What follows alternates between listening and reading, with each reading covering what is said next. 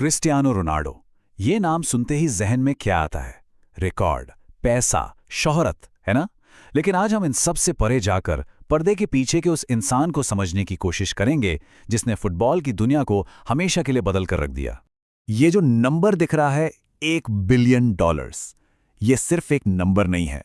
ये एक ऐसा मुकाम है, एक ऐसा मील का पत्थर है जहां आज तक कोई दूसरा फुटबॉलर पहुंच ही नहीं पाया।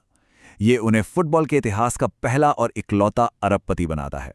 और मजे की बात यह है कि उन्हें इस बात से कोई हैरानी नहीं हुई। रोनाल्डो को न सिर्फ इसकी उम्मीद थी, बल्कि ये तो उनके लिए एक मिशन जैसा था, एक ऐसा गोल जिसे उन्होंने ठान लिया था कि हासिल करके ही रहेंगे। लेकिन सोचिए, जब कोई इंसान पैसा, शोहरत, खेल, हर मुमकिन लक्ष्य हासिल कर ले, तो उसके बाद उसके लिए क्या मायने रखता है? असल में क्या जरूरी होता है? यही वो सवाल है जो हमें क्रिस्टियानो रोनाल्डो की कहानी के दिल में ले जाता है कि अब उनकी प्राथमिकताएं क्या हैं। तो चलिए सबसे पहले बात करते हैं उनकी इस जबरदस्त फाइनेंशियल सक्सेस की, एक ऐसी कामयाबी जो उन्हें बाकियों से एकदम अलग खड़ा करती है। रोनाल्डो के लिए अरबपति बनना कोई लॉटरी लगने जैसा नहीं था। उनके लिए तो ये करियर का एक और रिकॉर्ड था, और वो तो रिकॉर्ड तोड़ने के लिए ही जाने जाते हैं। वो खुद कहते हैं कि आंकड़े झूठ नहीं बोलते। ये कोई इत्तेफाक नहीं था, ये एक ऐसा लक्ष्य था जो उन्होंने खुद के लिए सेट किया था, अपनी फुटबॉल ट्रॉफियों से एकदम अलग। और 39 साल की उम्र में उन्होंने इसे गर्व के साथ हासिल भी कर लिया। लेकिन इस लक्ष्य को हासिल करने के बाद कुछ ऐसा हुआ जो शायद किसी ने सोचा नहीं था।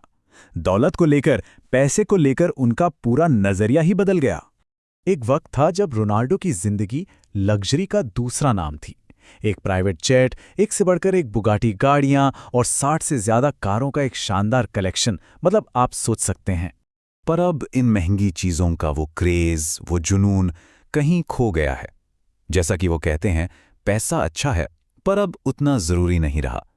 उनके सपने वो तो पूरे हो चुके हैं। तो अब उनका देखने का तरीका ही बदल गया है। अब चीजें शौक के लिए नहीं, जरूरत के लिए हैं। उनका जो प्राइवेट जेट है वो अब कोई लग्जरी आइटम नहीं, बल्कि एक जरूरी टूल है। पब्लिक एयरपोर्ट की भीड़भाड़, उस केओस से बचने का एक जरिया। और ये जो सोच में बदलाव आया है, ये सिर्फ पैसे तक ही सीमित नहीं है। इसका सीधा ताल्लुक है उनकी शोहरत से, और उस शोहरत की भारी कीमत से जो वो हर रोज चुकाते हैं। ये कहानी उनके सफर को दिखाती है। एक तरफ 13 साल का एक बच्चा भूखा, जो मैकडॉनल्ड्स से बचे कुछ बर्गर मिलने की आस में खड़ा है, और दूसरी तरफ आज का रोनाल्डो, जिसके फुटबॉल क्लब का सीईओ कौन है? वही बचपन का दोस्त जो कभी उस बर्गर की लाइन में उसके साथ था। ये किस्सा बहुत ही कमाल का है और ये दिखाता है कि वो अपनी जड़ों को कभी नहीं भूले। सोचिए, एक भूखा बच्चा है और मैकडॉनल्ड्स में काम करने वाली कुछ औरतें उसे मुफ्त में बर्गर देती हैं। सालों बाद, दशकों बाद एयरपोर्ट पर अचानक उनकी मुलाकात उन्हीं में से एक महिला से हो जाती है और वो वादा करते हैं कि वो उनके लिए कुछ बहुत खास करेंगे। मतलब उनका अतीत आज भी उनके साथ चलता है। ये कितना बड़ा विरोधाभास है ना?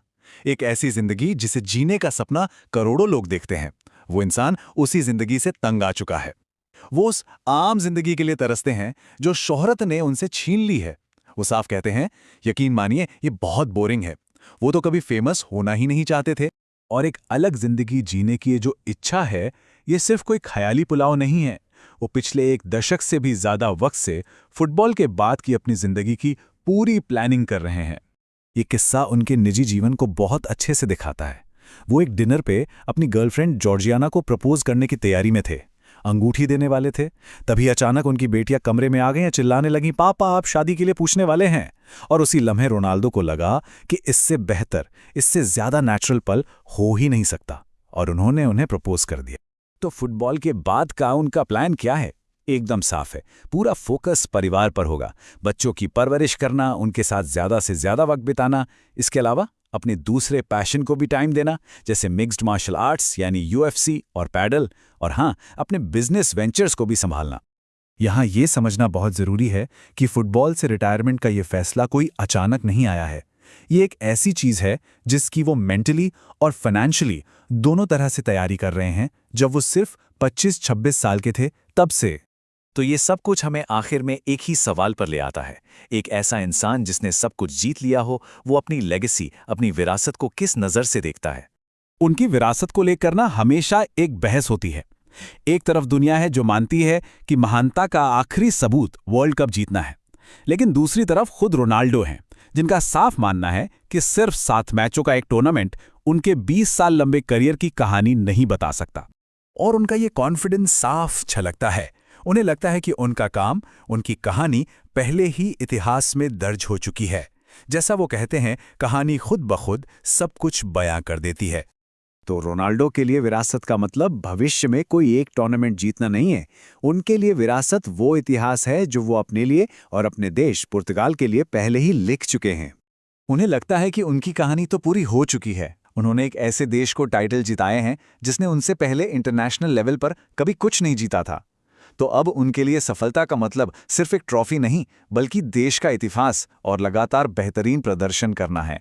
तो आखिरी सवाल यही है कि एक ऐसे इंसान के लिए जिसने सब कुछ जीत लिया हो, जीतने का असली मतलब क्या होता है? ये एक ऐसा सवाल है जो हमें सफलता, विरासत और एक ऐसी जिंदगी के बारे में सोचने पर मजबूर करता है जो हमेशा हर पल दुनिया की नज़रों के सामने रही हो।